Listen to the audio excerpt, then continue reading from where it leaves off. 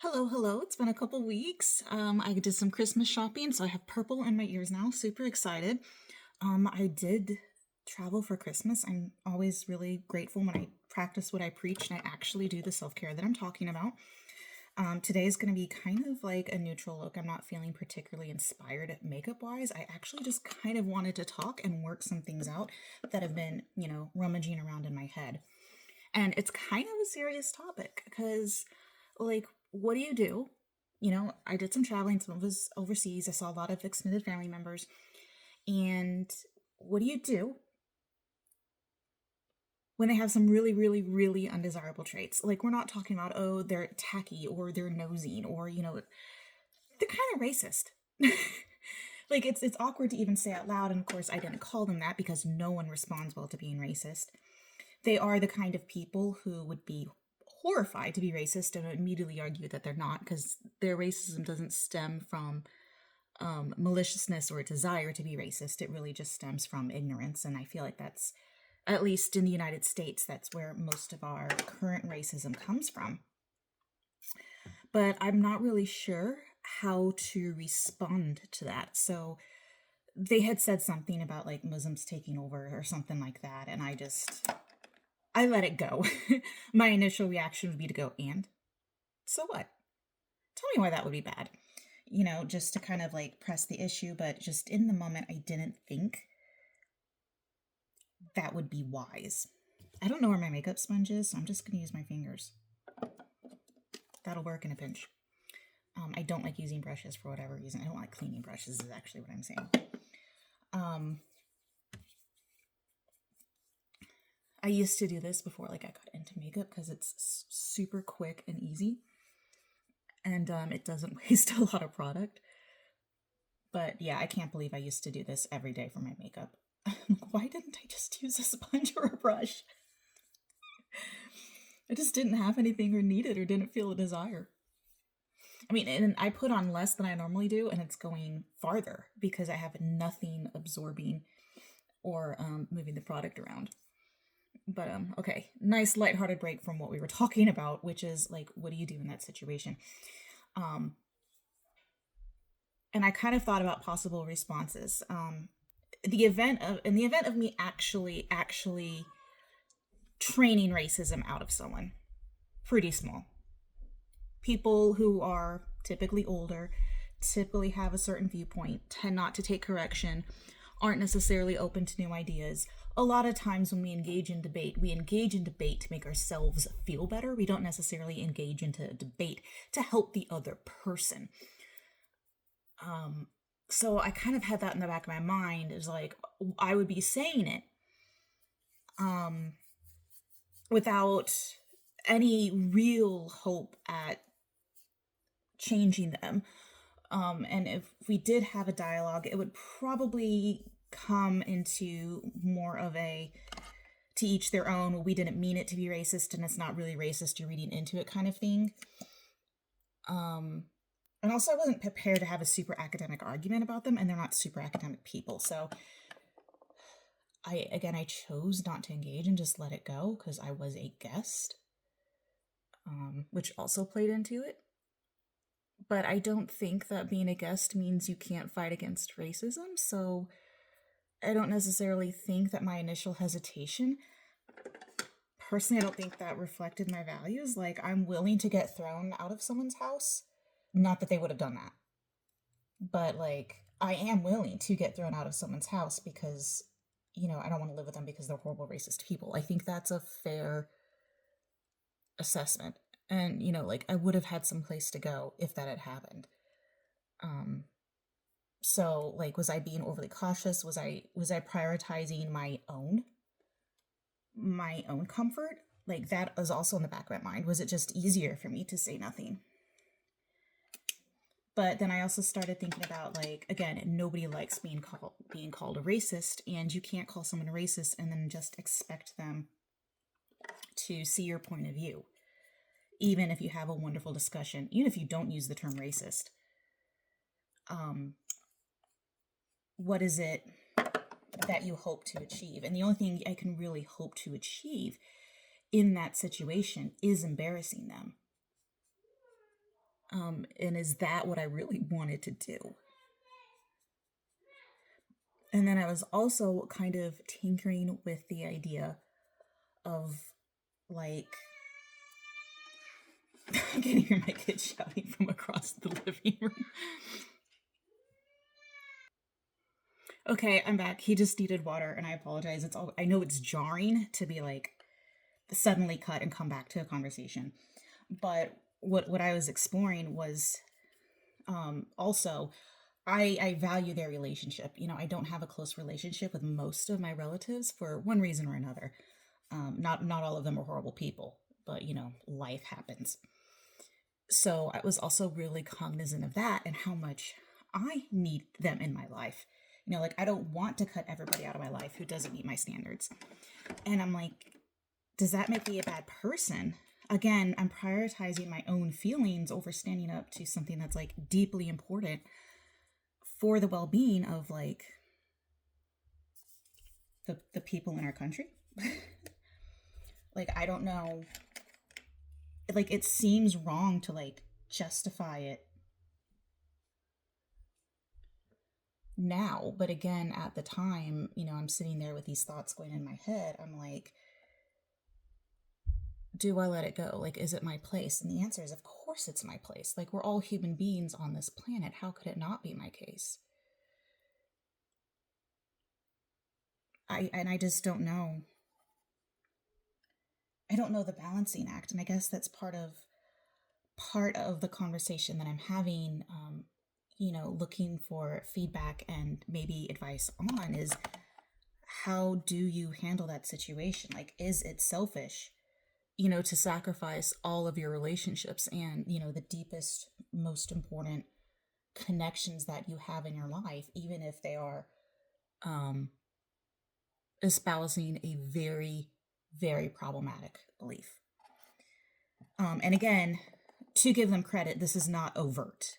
This is not like they're active KKK members. If that were the case, then the answer to me would clearly be yes. It would, I would absolutely be fine cutting them from my life. But this is not that situation. These are just people who are ignorant and aren't aware of the influence that their words have and how the perspectives and beliefs that they're espousing may actually reflect a lot of xenophobia, which is the nice way of saying it, but it's racism in a not nice way of saying it.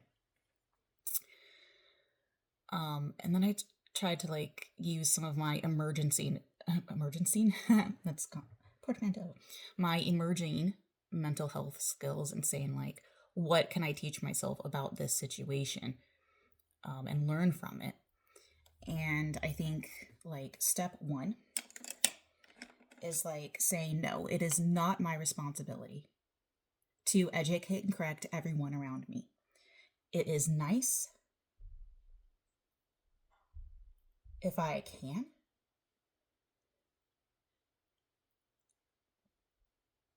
but it is not. I cannot possibly be an advocate for against racism and against ableism and against sexism and all the other things that are also important to me in my life. Oh, there's my sponge. Too late now. It's clean. I washed it though. Look at that. So like, if it's ultimately not my responsibility, that frees up my conscience a little bit to say, you don't have the time and energy. You're not required to sacrifice everything you have to stand on your soapbox. Should you make sacrifices? I think you should. But I also don't think you need to be an ascetic. I don't think you need to take a vow of poverty just because other people don't have. I don't think, I'm against the policing of women's bodies, but I don't have an obligation to walk outside naked and to support. I'm allowed to have that boundary, right? Like, you don't owe other people things. Now, the challenge to that is, of course, if you don't owe anybody else things, they don't owe you anything, and I don't think that creates the worldview that I want to live in. But, like, if you're not in a position to make that change, you don't have to fight it. I fight it in other ways. I fight it on this channel by like talking about it and saying, how do we get better? How do we make the world a better place? Because that's the point of my whining, is not to say, oh, I screwed up, or oh, I didn't screw up. A lot of people paint themselves as the victim. Like, I don't want to be a hero or a victim. I want to just be a person out there trying my best. And I was just kind of curious if this felt like my best, because it didn't feel like my best. It felt like I copped out, but I actually thought about it for a long time, and I kind of sat there for a few minutes while this conversation was going on. And so it wasn't an impulse decision. It was a decision that I made with some of this just not very well articulated, but I was kind of emotionally feeling that pressure to say something, and that pressure simultaneously to not say something. And I am deciding to take a more compassionate approach for a couple of reasons. One, it's really hard to make decisions like that in the spur of the moment. And there also is no correct answer, because there's so much nuance in the situation. I could easily have told you I would have destroyed the relationship or burned it in a moment had it been a complete stranger. Like, I'm okay with that. But with these people, I wasn't willing to destroy the relationship. And by building that relationship, maybe I can continue to be an influence with them on the future, because I have, in fact, actually done that. I have called out some other systemic issues, also with Muslims, ironically, many, many, many years ago on a completely different subject. Kind of have called out that issue. And it didn't actually go great. I didn't convince the person I was talking to. But I was also like a lot younger. And so I tried to point him with like data. And again, racists tend not to be data-driven people. So that was kind of a lesson learned. And that's some of the experience that I have moving forward in this is, what do you say? How do you say it? And when do you say it? So I'm not necessarily, I feel like I'm justifying my own lack of action to myself, which of course I'm going to, because it's a decision I made. So like my bias. Sorry, another interruption. So like I'm drawing from that experience, and I know I'm going to defend my point of view. Like, I know that's bias, right? I made that decision. So of course I think it's right. Anyway, so I'm kind of curious, because I know the situation is nuanced. I know it's not black and white. I know it's not say something, don't say something, be aggressive, don't say aggressive. Like, there's 1,000 ways to respond. There's probably more than 1,000 ways to respond. So I'm just kind of curious, like, I want to know what you would have done. How would you have said it? What would you have said? When would you have said it? How would you have framed it? And, do you think you have an obligation to stop every crime that you see? Keep in mind, I'm not Mr. Incredible, and I have, limited energy and strength and resources. I can't possibly tackle everything, and I don't want to tackle everything alone. I don't want to, be correct, but be isolated. That's an experience that unfortunately and uncomfortably I've had most of my life, is yes, I am correct, but that's very little comfort when you're alone. So I'm not quite sure how I'll handle it in the future, because I kind of feel like it will come up again. Because when you're close to people, they let down their guard and they say things that maybe you shouldn't. And maybe that's kind of one of the things they didn't realize, in their network and among their friends and family, what they said was very reasonable, but they don't get away from that very much. So I don't think they realized exactly how offensive that might be. I'm sure they have very little idea how I actually view the situation, because I didn't bring it up and I didn't talk about them and I didn't advocate for myself. And I'm just curious, like, if I were Muslim, would you guys have said what you said? And the answer is, I don't think they would have. I think they would have said, present company excluded or something like that. I think they would have distanced themselves from the relationship while still justifying the expression. But all of this is hypothetical. So like, I fully admit, like, I'm saying like, oh, how I think they would have reacted, or how I think I should have handled, or how I think this would have been done. And I don't know how it actually would have happened, because I didn't actually do anything. um, which is another interesting thing. Am I forecasting, very negative events as a means to protect myself instead of, acknowledging that they would love and accept me no matter what, especially since, I'm just trying not to be racist, which is not something that would get me, again, not kicked out of the house. Like, I would not have been stranded.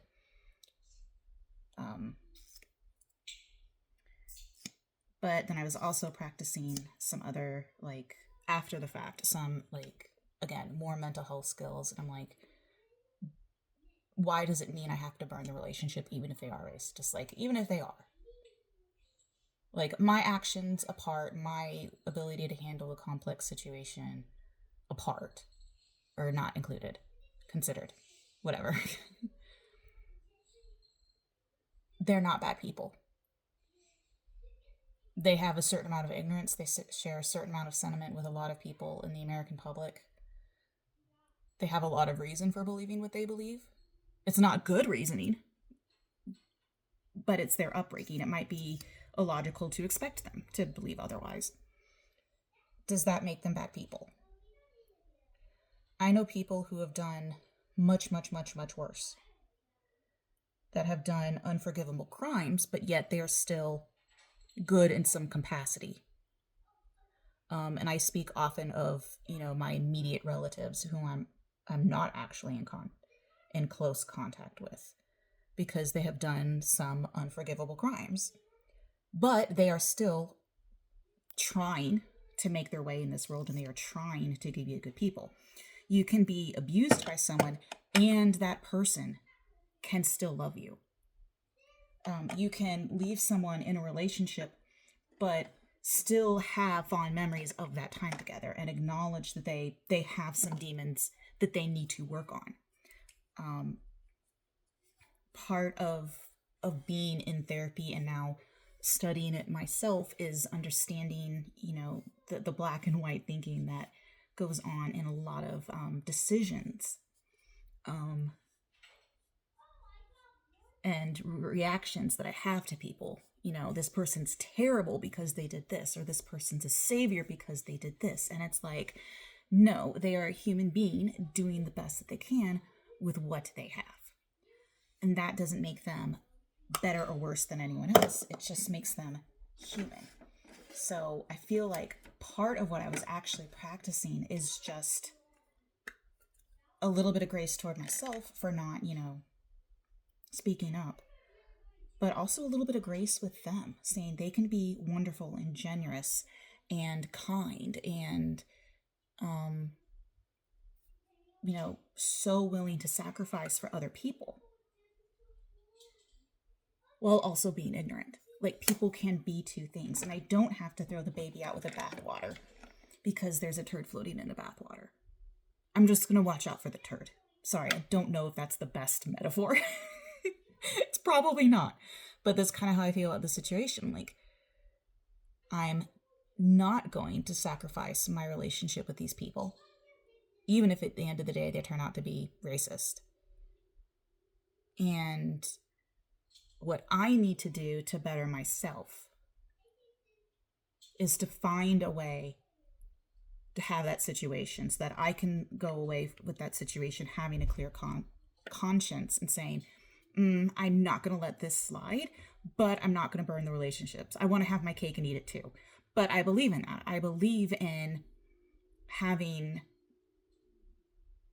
honoring the complexity of the person and saying, like, you are a good person, but here's something about you that we need to work on, which is the same thing that I practice in myself. Like, I am a good person, but here are my weaknesses and here are my strengths, and let's look at them holistically. So that's how I want to look at the relationship with them. Like, you are a good person, but here's something that is holding you back and that I can't leave alone, or I would be a bad person. But I that's a skill that I need to work on. And so that's kind of why I'm asking you, what would you have said? What would you have done? How would you have handled it? Because that's a skill set that I'm missing. How do I preserve the relationship and still address the issue? But overall, I hope this left you with something, like, even if you don't have this going on in my life, and I'm glad you don't have this going on in your life right now, because it's not a comfortable situation. But just remember, like, that respect for complexity, that you can hate someone and love someone at the same time, and that those feelings can coexist. So that's my mental nugget and my mental note for the day. I said this was going to be a basic makeup look, and I did not. But it's always a good time to be alive when you're able to grow and accept yourself and accept others while still working to improve yourself. So that's my nugget for today. Thank you for listening. As always, take care and remember that beauty is on the inside.